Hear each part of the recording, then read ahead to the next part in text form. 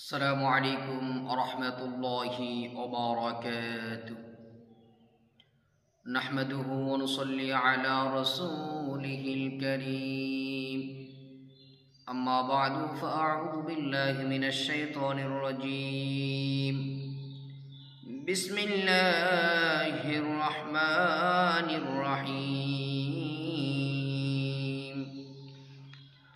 وننزل من القرآن ما هو شفاء ورحمة للمؤمنين.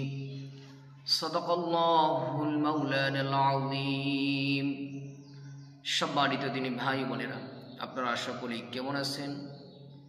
আশা করি আল্লাহ সুবহানাহু ওয়া তাআলার রহমতে সকলেই ভালো আছেন।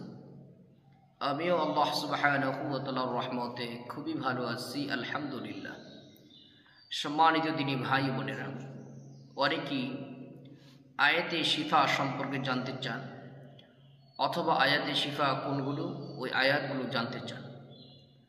আজকে আপনাদের মাঝে এই বিষয়ে বিস্তারিত আলোচনা করব ইনশাআল্লাহ। প্রথমে আমরা জেনে নিই আয়াতে শিফা, এটার উপকারিতা কি। কোরআনে কারিমে কিছু আয়াত আছে যে আয়াতগুলোর মধ্যে আল্লাহ তাআলা শিফা রেখেছেন,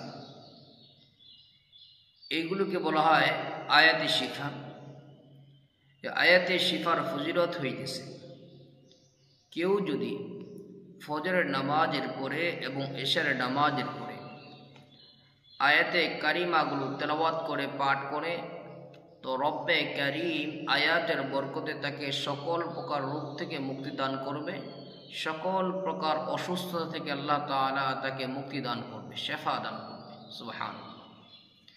কেউ যদি মারাত্মক রোগে আক্রান্ত হয়ে যায়, সে যদি সকালে ফজর নামাজের পরে 21 বার এই আয়াতগুলো পাঠ করে পানিতে ফু দিয়ে সেই পানিটা যদি খালি পেটে পান করে, তো রব্বে কারিম যত বড় কঠিন রোগ হোক না কেন আল্লাহ তাআলা এ থেকে তাকে মুক্তি দান করবে কোরআনের বদলতে, কোরআনের বরকতে।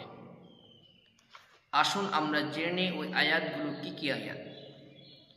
যারা জানি আলহামদুলিল্লাহ, তারা অবশ্যই আমল করার চেষ্টা করব, নিজেরাও করব, নিজের ফ্যামিলি পরিবার লোকদের জন্য করব ইনশাআল্লাহ। আয়াতগুলো হইতেছে আউযু বিল্লাহি মিনাশ শাইতানির রাজীম। বিসমিল্লাহির রহমানির রহিম। ওয়ায়াশফি সুদুর কওমিন মুমিনিন। 2 নম্বর ওয়াশিফাউন লিমা ফিস সুদুর। 3 নম্বর ويخرج من بطونها شراب مختلف ألوانه فيه شفاء للناس. 4 নম্বর وننزل من القرآن ما هو شفاء ورحمة للمؤمنين. 5 নম্বর وإذا مرضت فهو يشفين. 6 নম্বর قل هو للذين آمنوا هدى وشفاء. এই 6টি আয়াতে কারিমাকে বলা হয় আয়াতে শিফা। এই 6টি আয়াতে কারিমা আমি আপনি নিয়মিত পাঠ করার চেষ্টা করব, অথবা আমার ফ্যামিলি পরিবারের মধ্যে কেউ যদি গুরুতর যদি অসুস্থ হয়ে যায়, মারাত্মক যদি অসুস্থ হয়ে যায়, তাহলে আমরা এই আমল করে পানিতে ফু দিয়ে তাকে খাওয়াবো, ইনশাআল্লাহ দেখবেন আল্লাহ তাআলা তাকে শেফা দান করবে। রব্বে কারিম আমাদেরকে দুনিয়ার যে কোনো সমস্যার সম্মুখীন হলে কোরআনে আমলগুলো করার তৌফিক দান করুন, আমিন। আসসালামু আলাইকুম ওয়া রাহমাতুল্লাহি ওয়া বারাকাতুহু।